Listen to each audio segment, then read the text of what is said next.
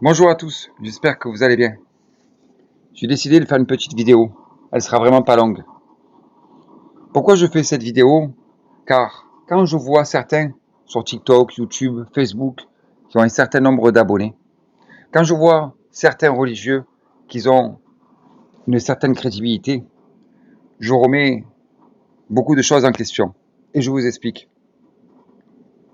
Il y a très longtemps de ça, il y a à peu près 10 ans, je suis allé voir des personnes qui venaient ici en France. Je le précise, ce ne sont pas des vaudouisants. Comme ça, au moins, le problème est réglé. C'est d'autres religions que je nommerai pas. Pourquoi je ne les nommerai pas? Car à travers eux, je ne vais pas salir ce qu'ils croient. Ces religieux-là, ou ces religieuses, vendent des bouquins, des livres, que eux-mêmes ils ont écrits. Donc, ils ont de la crédibilité. Donc forcément, ça attire les personnes à aller les voir lorsqu'ils sont ici, en France, ou dans votre ville.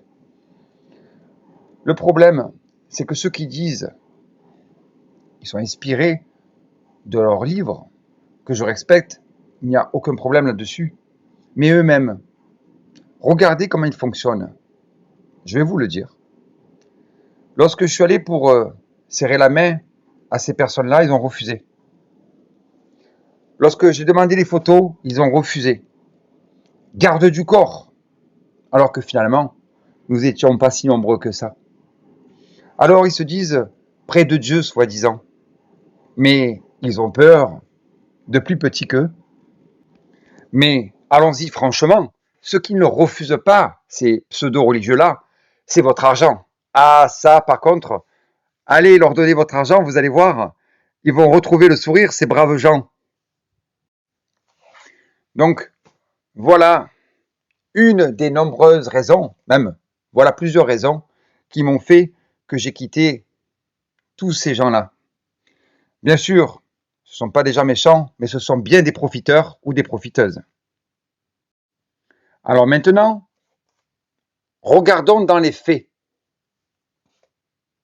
À part radoter sur les textes qui sont sacrés, que je n'ai aucun problème avec ça, pour ceux qui ne savent pas ce que veut dire radoter, ça veut dire toujours dire la même chose.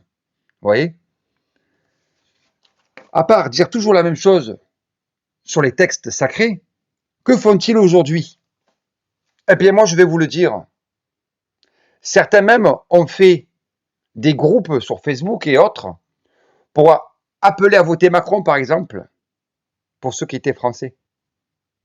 Vous avez vu dans quelle histoire ils nous ont mis? C'est Dieu qu'il faut voter. Ce n'est pas un homme ou une femme politique.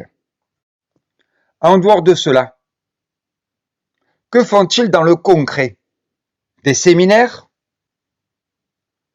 Pour certains et certaines, où ils vous disent que bientôt, il va venir vous délivrer du mal.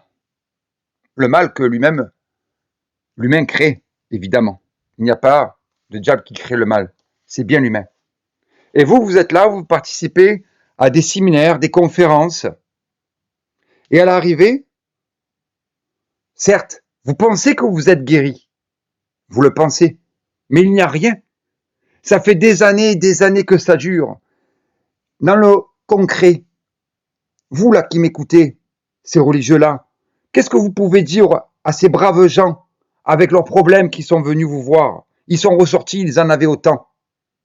Ah, je sais ce que vous allez me dire, la phrase culte, mais il y a eu des miracles, des délivrances. Et moi, je vais vous dire, il y a eu du placebo. Vous savez ce que c'est du placebo? C'est lorsqu'on croit une chose, eh ben, on croit qu'on est délivré, eh ben, la vie fait en sorte que nous croyons cela. Mais en fait, ce n'est qu'une illusion parce que vos problèmes, ils reviennent juste après. Ça, par contre, c'est pas du placebo.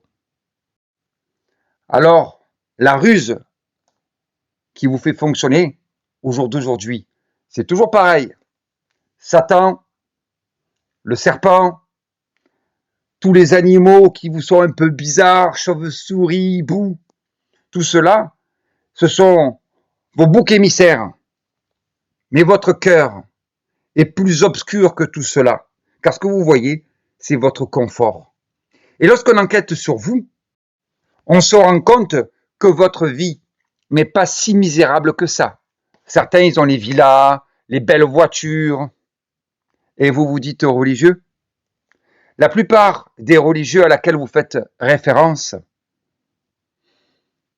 vous prenez quelqu'un comme, excusez-moi, même si je ne suis pas chrétien, avec tout le respect, vous prenez Jésus, il était riche, même si ce n'est pas une religion, Bouddha, qu'est-ce qu'il est devenu? Il attirait les foules, mais il n'attirait pas l'argent, car lui, Bouddha, il n'en voulait pas. Ce qu'il voulait, c'est créer l'éveil pour qu'on soit dans un monde meilleur. Comme la plupart des vrais religieux, c'est cela, la vraie mission des religieux et des religieuses, bien entendu. Mais cela ne vous arrange pas. Car pendant que les gens croient à la venue de quelqu'un qui va délivrer d'autres personnes, vous, pendant ce temps, vos frigos sont bien pleins, votre voiture, elle est bien lavée, bien frottée, il y a des gens qui vous font des cadeaux parce qu'ils vous apprécient, mais dans le concret, il n'y a plus rien. Alors, je vais vous dire quelque chose maintenant. Lorsque vous me regardez et que vous dites que moi, vaudouisant, nous représentons la mort, de ceux et de celles de qui vous parlez vous-même, ils sont vivants? Bien sûr que non.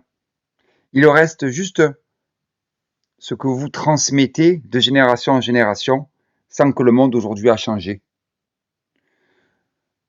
Ce que je veux dire par là, c'est que vous qui m'écoutez, n'ayez pas le cœur aussi obscurci. Laissez la lumière rentrer et vous verrez que dans cette lumière-là, vous verrez beaucoup d'ombre qui va disparaître. Je vous souhaite une agréable journée. Merci de m'avoir écouté.